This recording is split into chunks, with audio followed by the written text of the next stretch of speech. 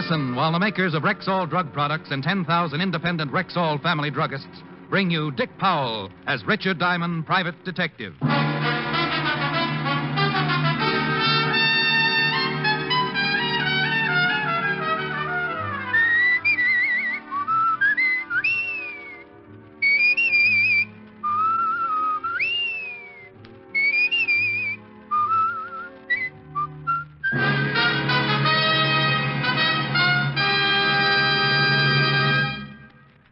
Good evening. This is your Rexall family druggist with especially important news for you.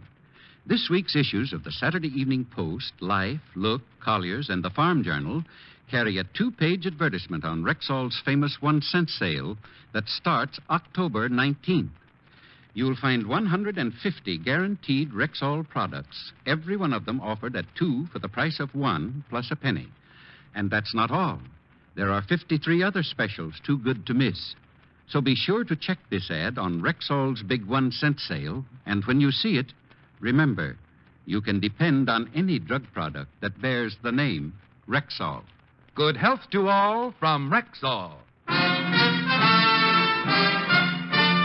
Now your Rexall family druggist brings you another half hour with Richard Diamond, private detective, starring Dick Powell.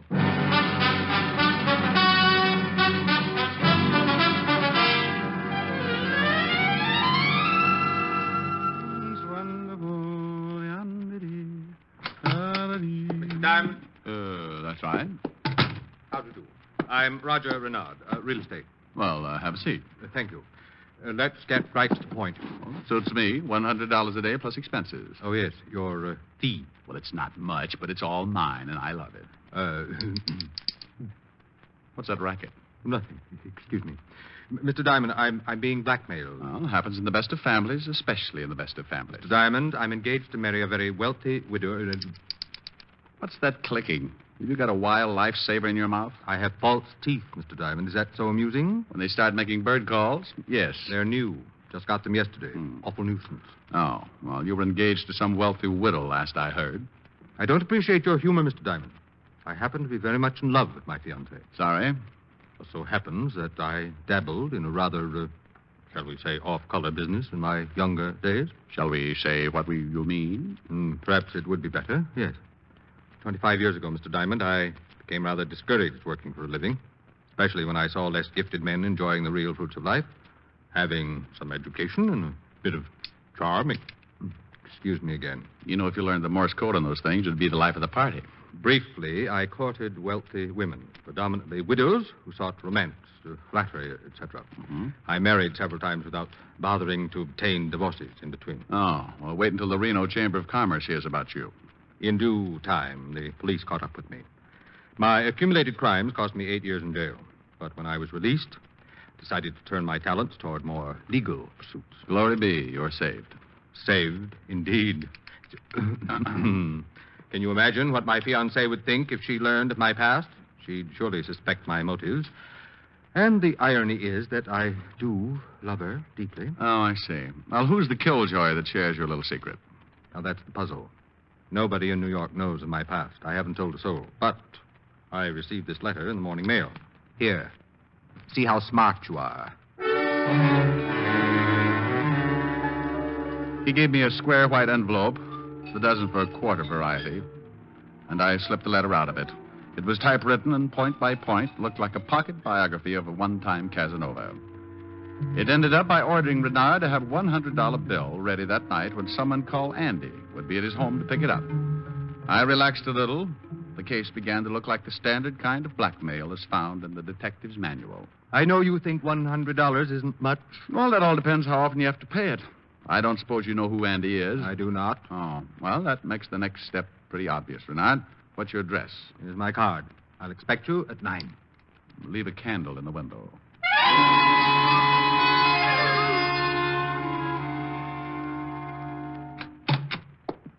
Uh-oh. Nailed down everything, Lieutenant. It's the shamus. Why, Sergeant Otis, don't tell me it's you. You've brightened my whole day. I don't know why, but that's too bad. Well, the boys in the pool room told me you were drafted. I cashed in all my war bonds. Now I can buy them back. Otis, stop trying to figure that one out. What's doing, Rick? Oh, nothing much, Walt. How'd you like to come along with me tonight? Help me wrap up a screwy blackmail deal. Might learn something. It's a new angle. What's new about blackmail? Well, the whodunit part in this case. My client doesn't know who's blackmailing him, but some character named Andy is supposed to pick up the cabbage tonight. Want to come along or not? I'd like to, Mr. Diamond, if the invitation is still open. Well, that's very nice, Lieutenant Levinson. It's open to you for a nominal fee. Oh, I'm prepared to pay. Oh, hey, cut it out, Rick. Can I go too, Lieutenant? Sorry, Otis. This is strictly stag. Oh, I didn't know. Excuse me.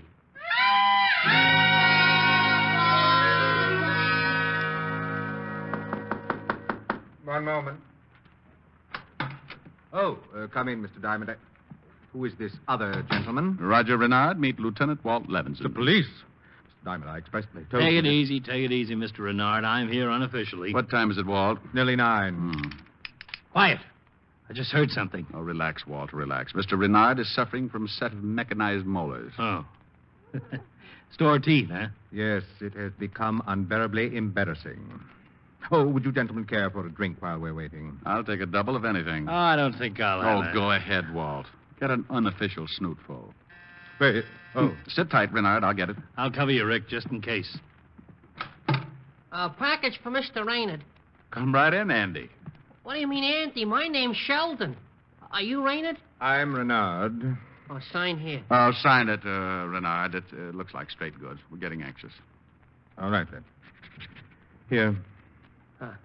Here's your package. Keep this side up. Okay, Sheldon. Sorry for the trouble. Here, catch. Hey, thanks. Thanks a million. False alarm. Hey, that's a screwy-looking package. Look at those holes all over the top. Can't imagine who would be sending me anything. Why don't you open it as long as we're killing time? Yes, good. Well, heavy cardboard. There. Rick, look. It's alive. It's a pigeon. Oh. All right, you. Talk. What are you yelling at that bird for? Well, I thought he might be a stool pigeon. Fantastic. Absolutely fantastic. Gentlemen, look at this nameplate on the bird's leg. Here, underneath the capsule. Says Andy. That must be the bird's name. Let me see that box it came in. Yep, there's a note. Listen to this. Mr. Renard, by now you have met Andy, my pigeon. You will please roll the $100 bill very tightly and place it in the capsule attached to Andy's leg. Then simply release him outdoors. Please check your watch, Mr. Renard. If Andy isn't safely home by 9:30, your secret will be turned over to the papers in the morning. You will hear from me again next week. No signature. How do you like that? You get it, Rick? Andy's a homing pigeon. Oh, don't explain it, Walt. Just pick out a nice hard wall for me to knock my conceited head against. Mr. Diamond, it's almost 9:15. What shall I do? Well, here's my overpaid opinion, Renard. If you don't pay off, you know what'll happen. If you do pay off, we'll just keep working on the case and hope for the best. Rick, do you think we could... Walt, don't say it. The chances of following a pigeon between New York skyscrapers, especially at night, is strictly for radar, something we don't happen to have handy. Well, what's it going to be, Renard? I'll pay the money, of course. There's no other way. But this will bleed me dry week in, week out. Well, looks that way. Well, that will be the end, then. I can't raise that much cash each week. Well, here's the money, Mr. Diamond. Will you gentlemen take care of the details?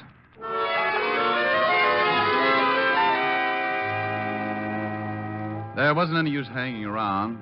Walt drove me home, and I spent the rest of the night dreaming about flying blackmailers. Sure, we could check the delivery outfit that brought the package, but I'd give odds the return address was phony. Come morning, I washed the sour taste out of my mouth with some coffee and went to my office. While I was draping some black crepe around my license, business picked up. A nervous young man walked in, introduced himself as John Miller, hemmed and hawed for a minute, and then blurted out with... Mr. Diamond, I need your help right away. I'm being blackmailed. Just because I sat there with my mouth open, he thought I was interested and told me more. He was married, and several years ago, another girl had come along. Nothing serious. The romance had died in a few weeks, but his wife might not understand, so on, so on. Mr. Diamond, why are you staring at me that way? Who is blackmailing you? What's the strangest part? I don't know. Oh, don't sit there and lie to me. You've got to know. Blackmail means that somebody has got... Oh, never mind. Oh, there's one thing, though. Tonight at 9 o'clock, someone named Andy will be... Andy? Oh, no. No. Oh.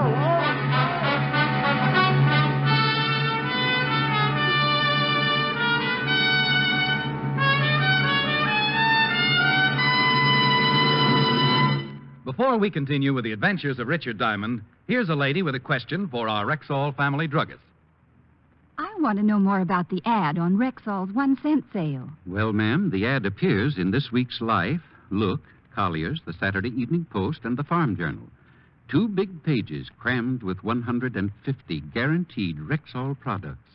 Every one of them offered to you during Rexall's famous 1-cent sale at 2 for the price of 1, plus a penny. Golly, what an opportunity to save. And that's not all. The ad also lists 53 other specials that can help you cut your cost of living to a minimum.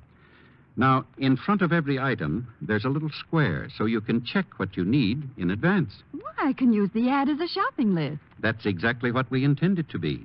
It's your big chance to stock up for months in advance. Because on October 19th, the starting date of Rexall's 1-cent sale, you double your buying power simply by adding a penny. Where did you say the ad appears? In this week's Collier's, Look, Life, Saturday Evening Post, and Farm Journal. Look for it. And remember, you can depend on any drug product that bears the name Rexall. And now back to tonight's adventure with Richard Diamond, private detective, starring Dick Powell.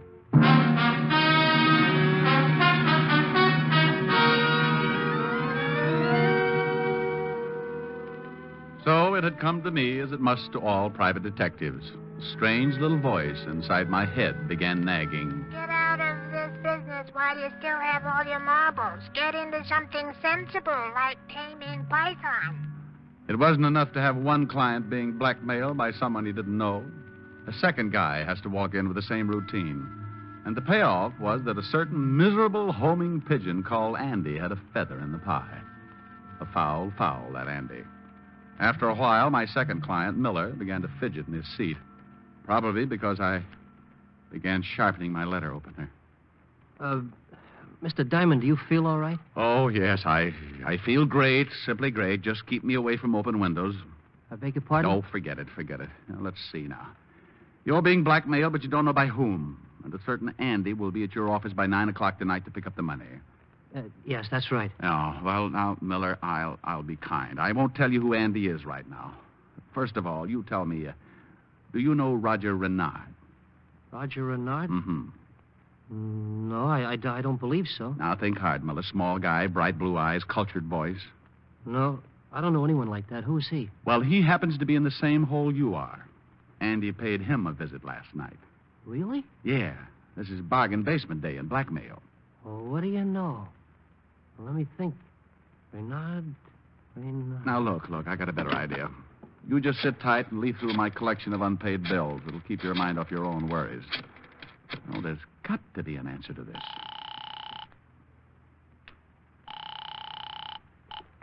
Hello? Renard, this is Diamond. Can you get to my office in 15 minutes? Of course. Has anything happened? Don't ask. But, Just hurry. There'll be a diagram for you when you get here. When Roger Renard arrived, I introduced him and revealed my last hope.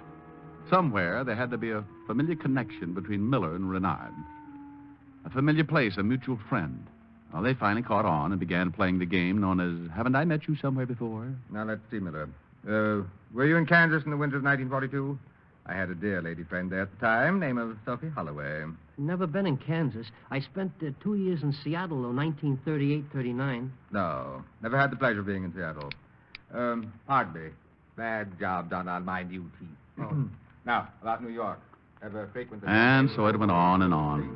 If these guys had been stranded on a desert island 20 feet square, they probably never would have bumped into each other. But the fact remained. Somebody knew about the past of both and was using the same technique to blackmail them.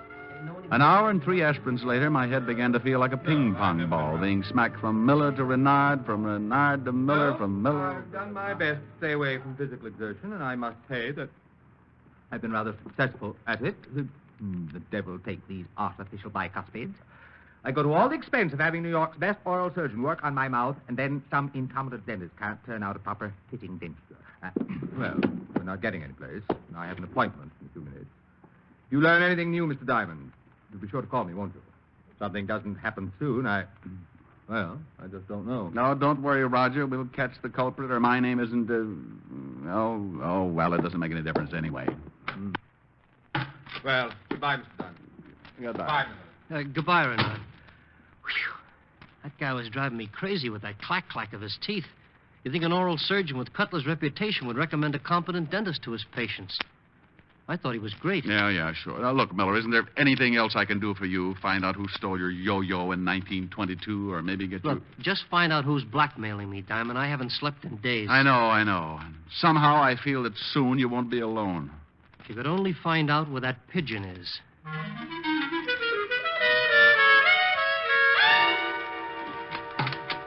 Hello, Pigeon. Well, Rick, what are you doing here in the middle of the afternoon? Oh, I'm looking for a place to hide, Helen, dear. Can I borrow your closet? Hide from what? Pigeons, false teeth. A pigeon with false teeth? No, dear. A client with false teeth. The pigeon's blackmailing him. Oh, a stool pigeon. No, I tried that. This pigeon flies. He has a plane? Honey, this is a real pigeon with wings yet. You know, like this. Oh, just lie down on the couch and take it easy. You must be working too hard. I don't want to lie down. You want to fly? No. Well, make up your mind. Well, I'm trying to tell you why I came over. Two guys who never saw each other are being blackmailed. By a pigeon? Yes. The same pigeon? Yes. And it flies? Yes, and it goes coo, coo, coo, brr, coo, coo. Are you sure you wouldn't like to lie down? No, I just want some peace and quiet so I can figure this thing out. Rick, darling, at least try and take it easy. Now, come on. Nothing's that bad. Smile for Helen. Smile? Oh, come on. Let's see your pearly teeth. I said, let's see your pearly teeth. Helen, that's it. That's wonderful. Now, how about a nice cool drink? No, listen. Renard said he went to New York's best oral surgeon. Later, Miller said an oral surgeon with Dr. Cutler's reputation should have recommended a competent dentist. And he was probably right. Now, why don't you just try and How get did Miller know Renard was talking about Dr. Cutler? Ouija board? Because Miller must have been treated by Dr. Cutler, too, and knows he's the best oral surgeon in New York. Helen, I got to make a phone call.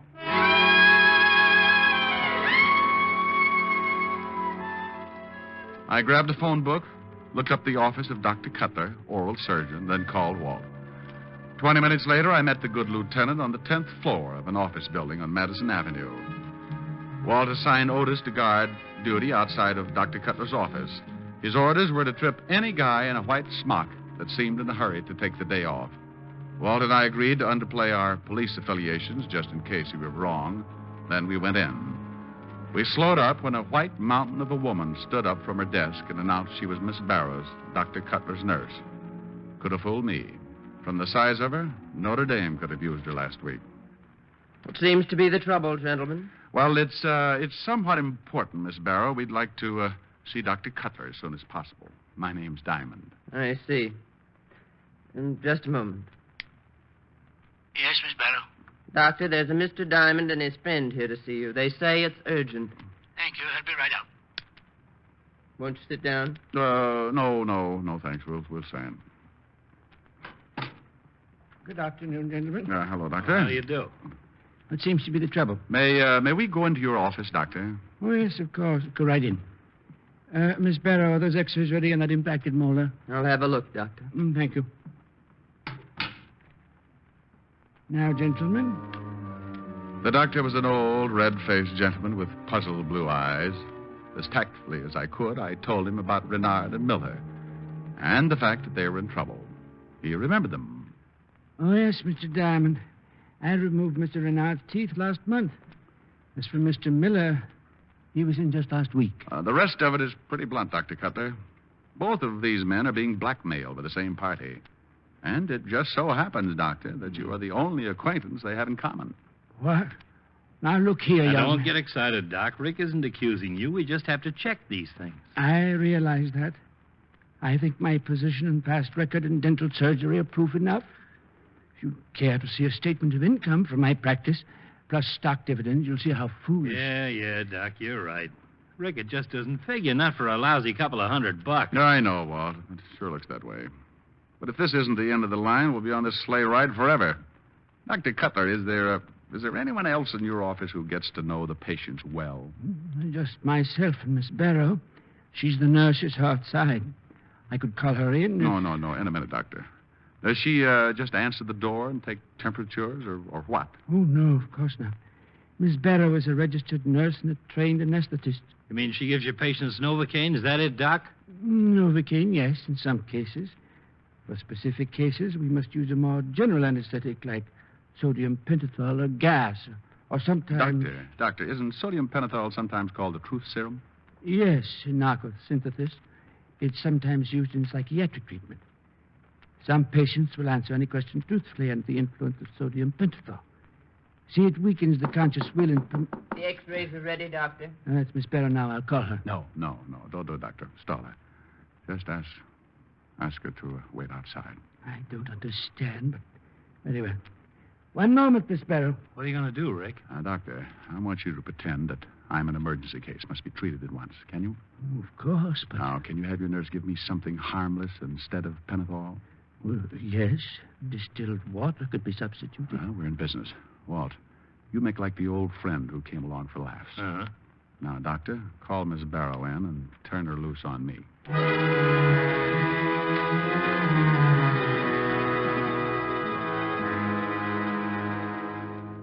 Just relax in the chair, Mr. Diamond. There's nothing to worry about. Oh, I hope not. My whole mouth feels like it's burning. Now I'll have to strap your hand down for the pentothal injection. This won't take long, will it? You won't feel a thing. Now, there's the tourniquet. Now we're ready. Well, let's get it over with. Very soon, Mr. Diamond. Very soon. You're getting drowsy now.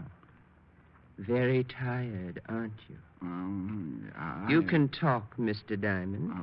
Patients often talk away their troubles while I take care of them. Oh, yes, talk away troubles. It's up to you, of course. But if you want to get anything off your conscience, why, just go ahead. Oh, wonderful. Everybody has something that's bothering them. Something they're ashamed of. Ashamed? Oh. You can tell me. Ashamed of... ashamed. Yes, go on. I used to steal money from a friend of mine. Was a wonderful guy. Big, fat, but dumb from the word go. I'd steal him blind. His watch, his cash. He never knew what was happening. That was terrible of you, wasn't it? What's his name? Levinson. Walt Levinson. Oh, but then Yes, I'm listening. Well, then he became a policeman, a lieutenant. One night he caught me stealing. I had to kill him.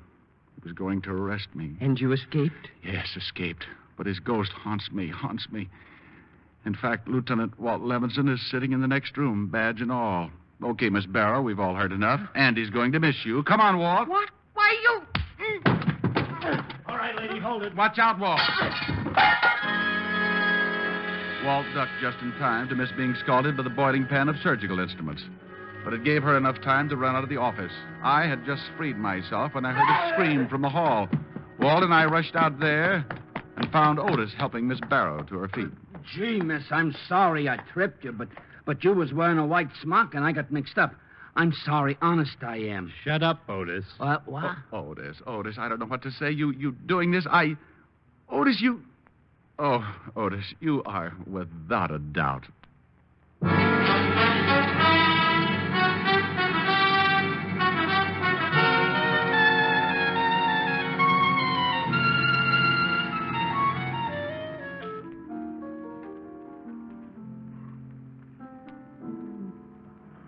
You feel better? Mm-hmm. All calmed down? Oh, sure. No more problems? Not a single one. How's the pigeon? Oh, we found him over at a nurse's house. He was staying with a nurse? In the garage, yes. Had a friend there, too. The nurse worked for Dr. Cutler, an oral surgeon. Well, I thought you said your client was the one with the false teeth. Oh, that's right. Then what was the matter with the pigeon? Nothing. He was just a little tired from making all those trips with that money tied to his leg. Why don't you sing something? All right. It's wonderful. It's marvelous. you should care for me. Soft nights, paradise, what I love to see. You've made my life so glamorous. You can't blame me for feeling amorous. Oh, it's wonderful, it's marvelous that you should care for me. Well, honey, how was that? Oh, fine. Fine. I don't even think you were listening. Rick, about the pigeon and what you said about money tied to his leg and... Come here. Now, wait a minute. I'm confused. Come here. You said that you had a client who... He had false teeth. Mm-hmm. And a pigeon with money. Still confused? Uh-huh. Confuse me some more.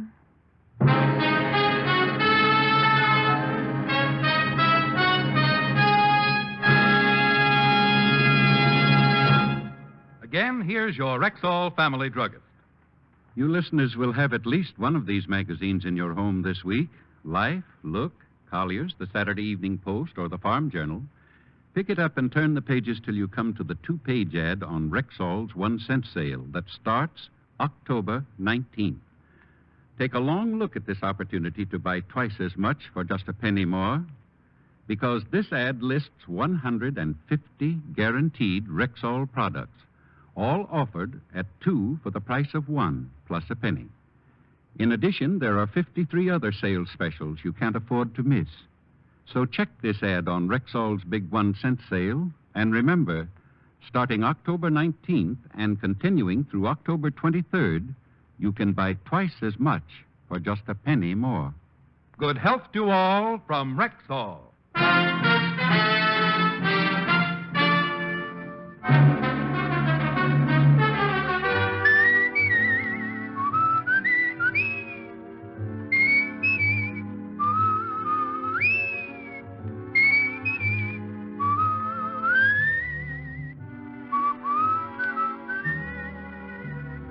Richard Diamond, Private Detective, stars Dick Powell in the title role and was written by Joe Morheim and Hal Bloom and edited by Blake Edwards, with music by Frank Worth.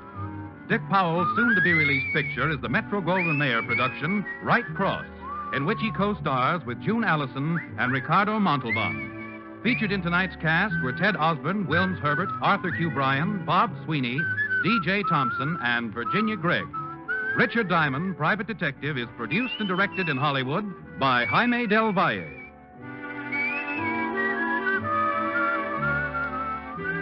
This is Bill Foreman inviting you to join us next week at the same time when we will again bring you Dick Powell as Richard Diamond, Private Detective.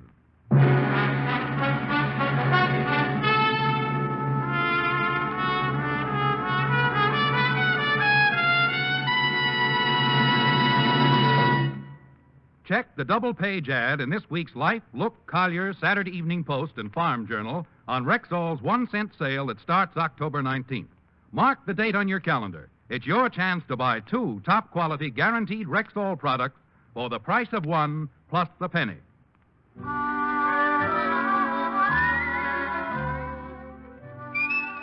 Hear a thrilling police drama on Dragnet tomorrow night on NBC.